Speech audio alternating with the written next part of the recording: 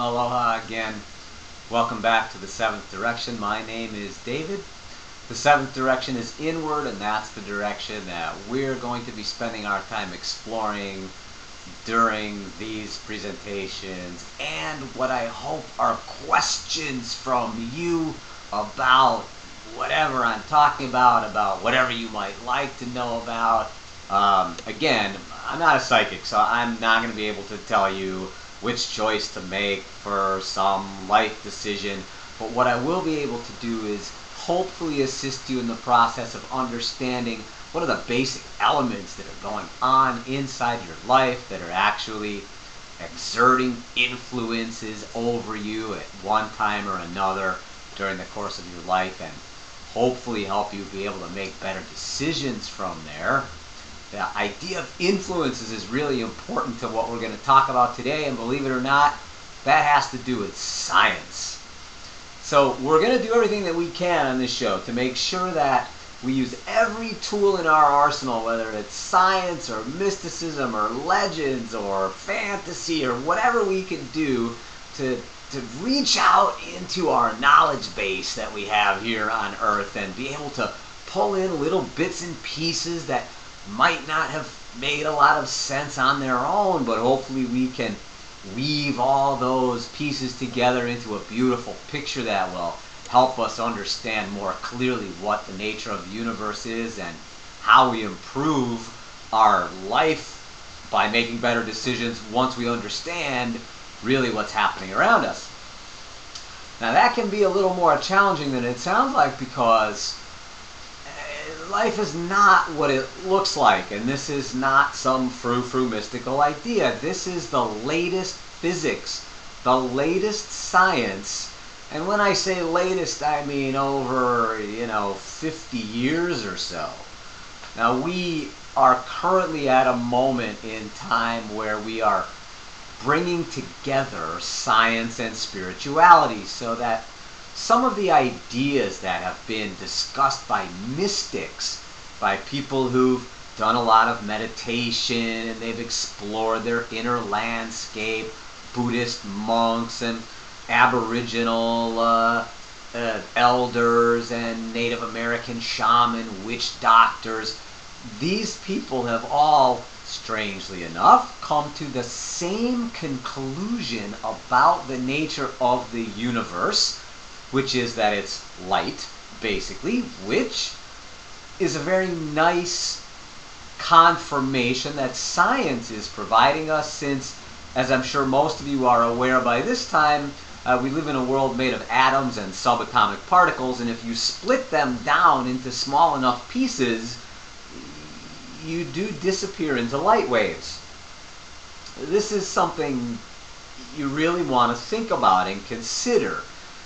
If you build a sandcastle and you spray it down with water and you pack it all up and you turn it into the shape of a boat or actually a castle or a big house or a tunnel or whatever you turn it into, and then you carve all kinds of things in it, and maybe you put some coconuts on it and stick some leaves or whatever you want in there. The whole point is, whatever you do on the surface of this thing, no matter what you do to try to change the material with, water or whatever else, the material never changes. It's always made of sand.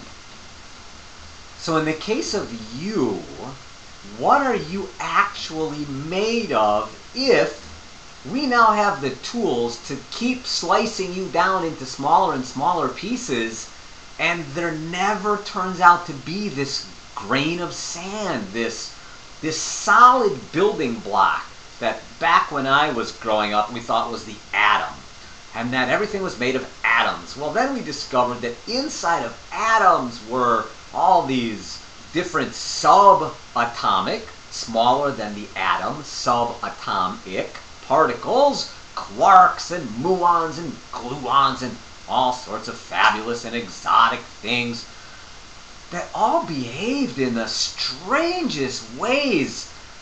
Things that seemed to be in two places at once, or things that, for example, you could identify where it was but not which direction it was moving.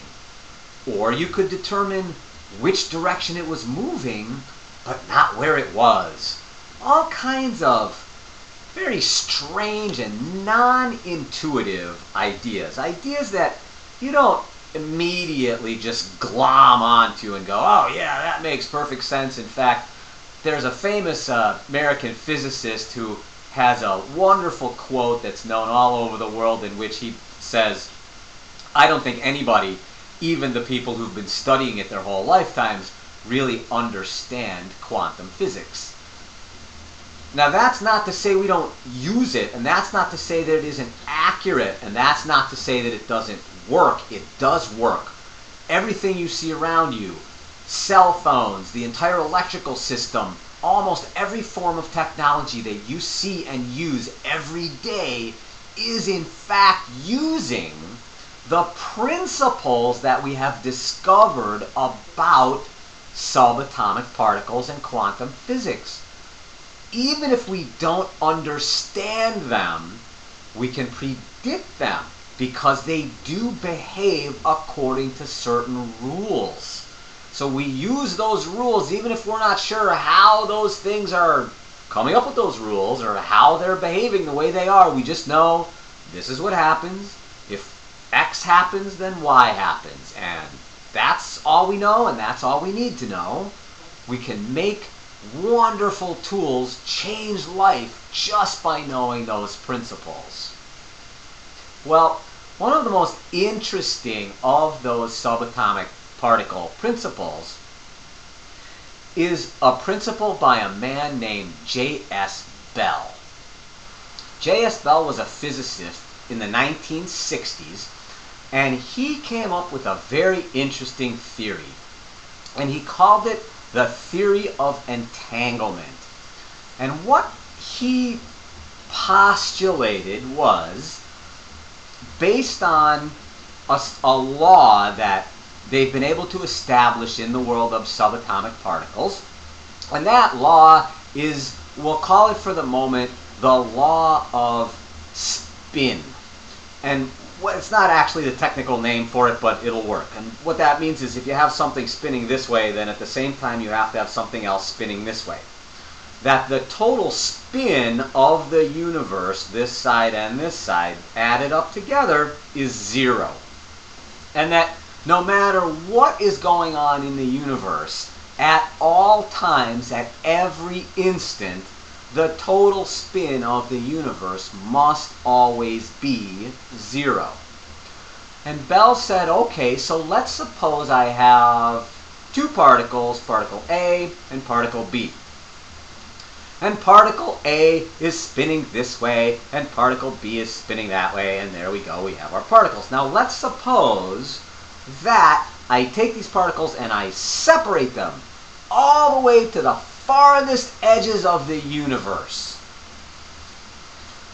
If the particle that's right in front of me, I take one particle in front of me, I take the other one to the other end of the universe, and the one in front of me, I change its spin so that it was spinning like this, and now I have it spinning like that. Well, if the other one was spinning like this, then at the instant I changed this side to go the other way, the other side also has to switch. Otherwise, the law of zero spin would be broken. Well, mathematically, that's impossible. And physically, that's impossible. According to Albert Einstein, nothing in the universe can move faster than the speed of light. There are a number of reasons why. It doesn't matter why. Just remember that according to Einstein, the speed at which light itself moves through the universe, 186,000 miles per second, is the speed limit of the universe. Nothing can move faster than that. And yet here we have Bell saying, now wait a minute, according to my theory, no matter how far apart these two particles are, when I change this one to this way, this one has to go the opposite direction. They were going like this, now they have to go like this, and they have to do so immediately and instantaneously. So that means one of two things is happening. Either we have faster than light communication in the universe, which Einstein says not possible, or we have some deep connectedness. Something about these two particles that we cannot see is joined together. And somehow these two things are always aware of each other, no matter where they are in the universe. That would be a very strange universe. That would be a universe we up on this level of walking around and talking, we don't seem to know anything about that universe. And yet, mathematical theory would say that has to be right.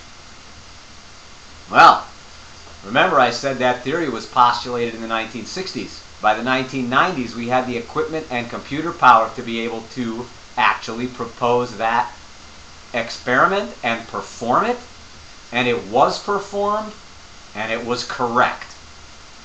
They took two particles, they spun them in a lab, and the instant they separated them, and then the instant that this one changed, the other one changed, and they proved that in fact the law of what they are now calling quantum entanglement was quite real.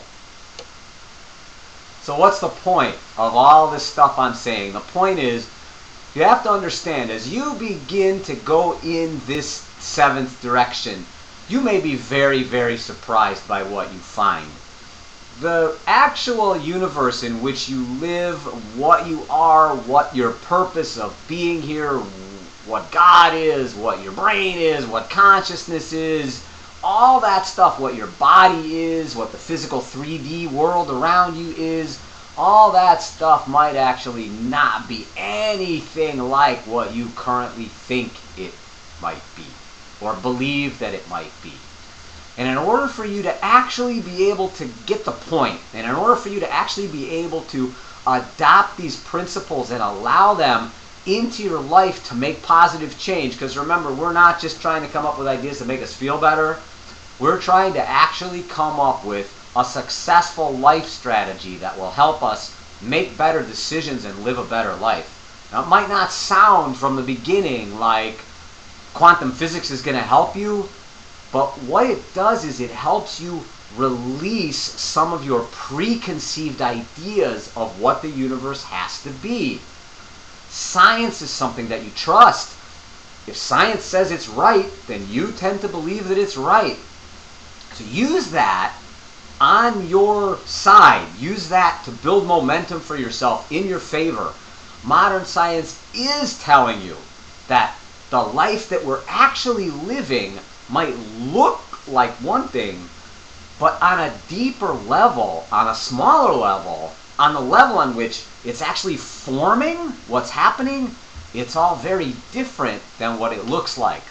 So as we continue on in our seventh direction, the idea of entanglement won't be the only strange idea that we come across, but hopefully it's one of the more valuable ones that helps you sort of cross that bridge into the idea everything might be a little bit different than it looks like right now to your eyes. We'll talk more. I hope you're having a great day. Aloha.